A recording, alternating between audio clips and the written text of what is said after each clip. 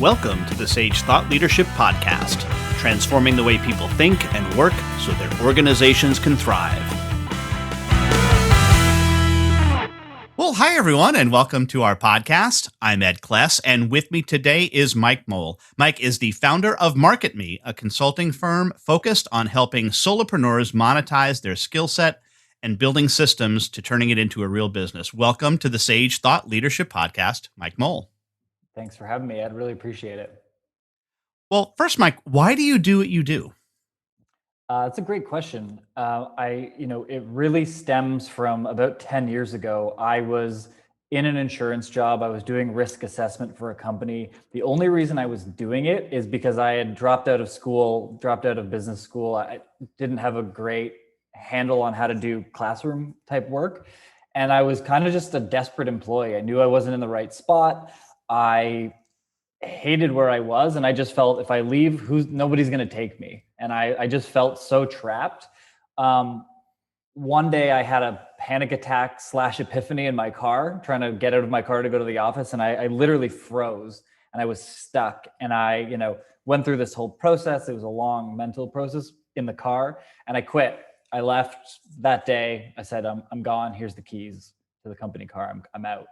And I started a marketing agency, yada, yada, yada, if you will. 10 years later, I've created this business for myself where I've got, location independence, a lot of time freedom.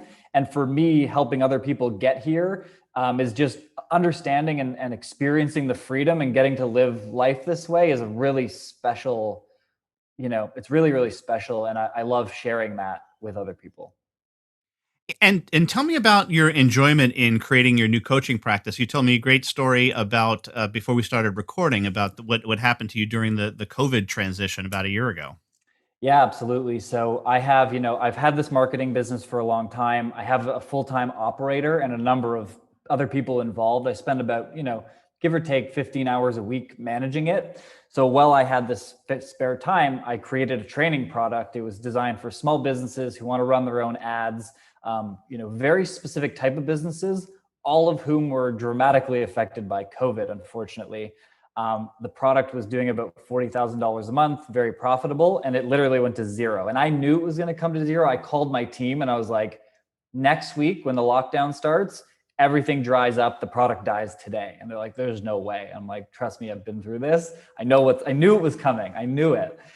So that's obviously a big loss in revenue and just something I took 18 months to build and I felt really passionate about. And I was a bit lost for a couple of months, just like, what am I going to do? Do I keep scrapping for this product? Nothing was working. Nothing was coming in. And so I kind of emailed my list and said, hey, this product's kind of slow, but I know how to market services that people are willing to buy. So if you're in that boat and you would like some help, productizing yourself, your business, making sure you're getting in front of the right people, making sure you're closing deals, making sure you're not conceding on price, all these like nuances that I've learned over the past 8 years. I said, if anybody wants some help with that, I'm going to charge a small fee because I don't know what I'm doing. I know how I did it, but I don't know how I'm going to teach it yet. So I brought a couple people in at a really low price and it worked incredibly well. Most of the engagements, we 3, 4, 5x what they were doing from a revenue standpoint. And it was reasonably quick turnaround. It's not an overnight thing, but just, seeing the outcome of that and helping change the people around me's lives, I was like, this is what I'm going to do. And, it took a while to piece together what it looked like. And now I'm like, it's starting to hit a great stride and I'm really enjoying it now. So what was the thing that perhaps surprised you the most about that transition? It sounds like it was a slightly easier transition for you than freezing in your car at the outside the insurance gig. So that's probably good. Yeah, absolutely. Well, and I think for me, the biggest hesitation in it is there's a lot of people with coach in their profiles across the board. And there's a lot of people that, there's a lot of programs and individuals that prey on, people who are desperate for, who'll go into debt to go into their programs and all these weird things. And I was like, I don't know if I want to be associated with that. Like I got to set myself apart and I got to have something that's going to really deliver. The thing that surprised me is how long it took for me to be comfortable in the skill set. I mean, I went through the process with people, and I've done marketing strategy for years. That's what I get primarily paid to do on the agency side. And I was like, it's really just giving that process to them, making it easy to execute. But there was just like this really long hesitation. It took me a long time to kind of get over, I don't want to be seen as this way. I don't want to be perceived that way. I don't want to come across in a certain way. And it took me a while really to kind of get out, be comfortable in that skin, because I had been so comfortable on the agency side for a while. And let me ask you, on your former product that you had, that was the one that dried up due to COVID, was that a subscription-based thing or not? And then, and if so, have you gone to more of a subscription model in your coaching practice? Great question. So that actually was kind of the anti-subscription. I'm very passionate. Before the coaching thing, I've always been in love with helping small businesses.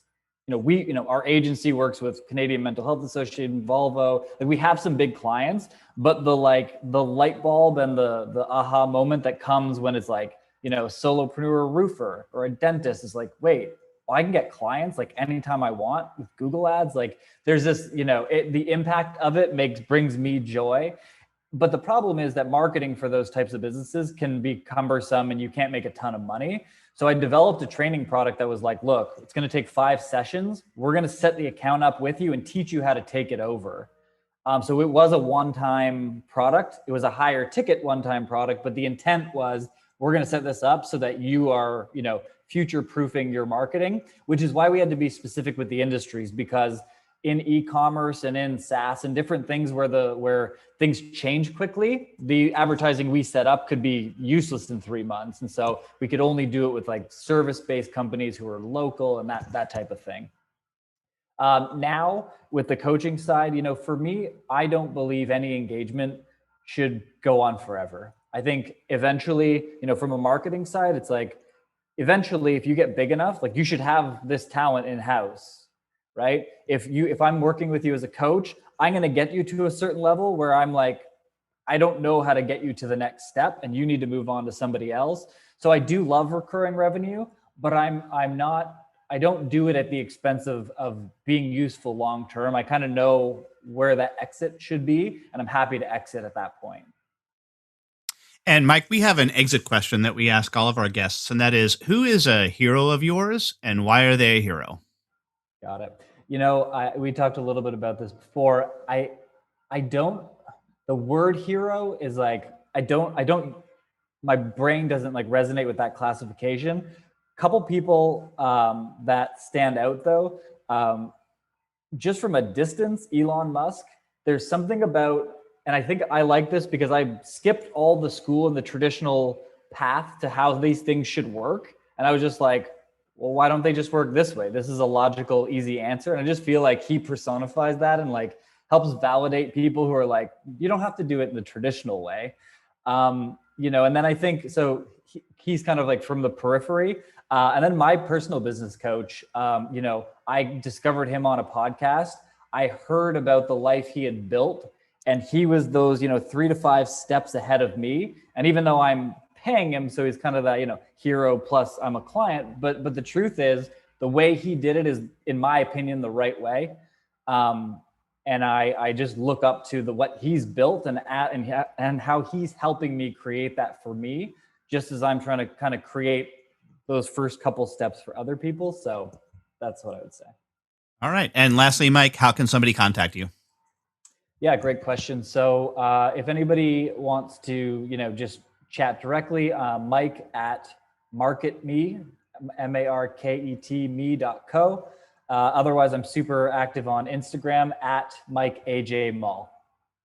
All right. And we have an offer for those of you listening to the podcast in the show notes in the description for Mike's Generate Amazing Leads course. So take advantage of that. Mike Moll, thanks so much for being a guest on the Sage Thought Leadership Podcast. Thanks, I appreciate it.